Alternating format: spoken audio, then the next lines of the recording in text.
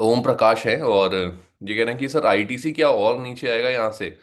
क्या लगता है सर, टोबैको की एक प्रॉब्लम अलग, उसके बाद से बजट और है, तो बजट में हर बार टोबैको पर कुछ ना कुछ प्रेशर आ ही जाता है।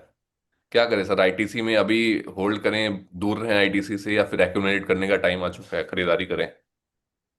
एक्यूमुलेट की सलाह तो नहीं दूंगा, बट आईटीसी का जो प्रॉब्लम ये अभी से नहीं है, ये 18 नवंबर से ये स्टॉक अपने डाउन ट्रेंड में चला गया था। हम्म।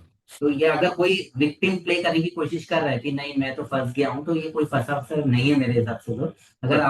आप एक प्रॉपरली एनालिस्ट को पूछा रहता आपने, तो आप मतलब बहुत पहले आप एग्जिट हो चुके होते हैं स्टॉक पे। ठीक है, हम्म। अगर मैं इन्वेस्टर पॉइंट ऑफ व्यू से भी देखो तो क्या होता है ना कि जो ट्रेंड है वो धीरे धीरे चेंज होता है।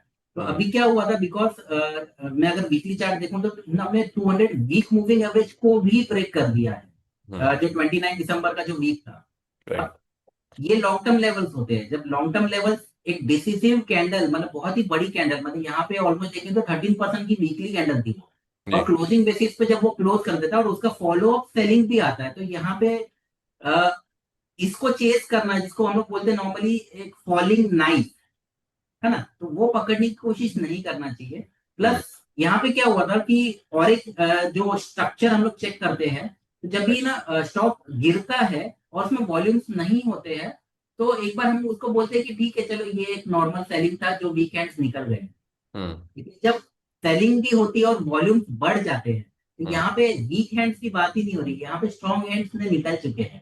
तो हम्म। जब स्ट्रॉन्ग हैंड्स अगर वो स्टॉक में नहीं अपना समय बिताना चाहते हैं, तो हम क्यों उसमें रहना चाहते हैं।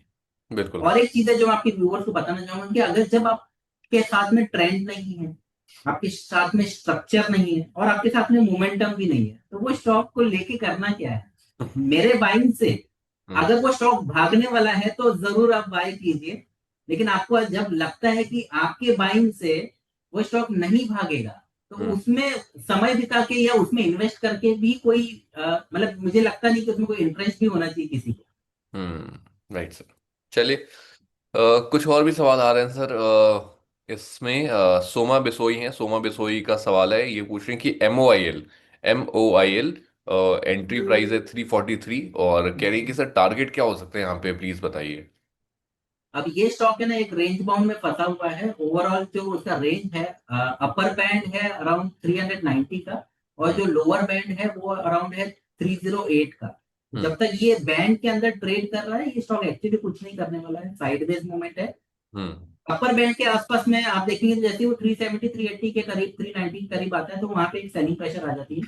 और लोअर बैंड में देखेंगे तो आप एक अराउंड 320 के नीचे आप देखेंगे तो एक उसमें बाइंग डिमांड आना स्टार्ट हो जाता है।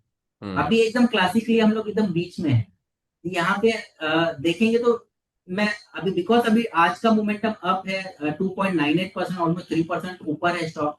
तो हम्म। एक्सपेक्टेशन यही है कि ये अपर बैंड के करीब जाना है इसको। एक 370 के आसपास में अगर आप निकाल सकते हैं इस स्टॉक को, तो एक बार एग्जिट कर लीजिए वहां पे।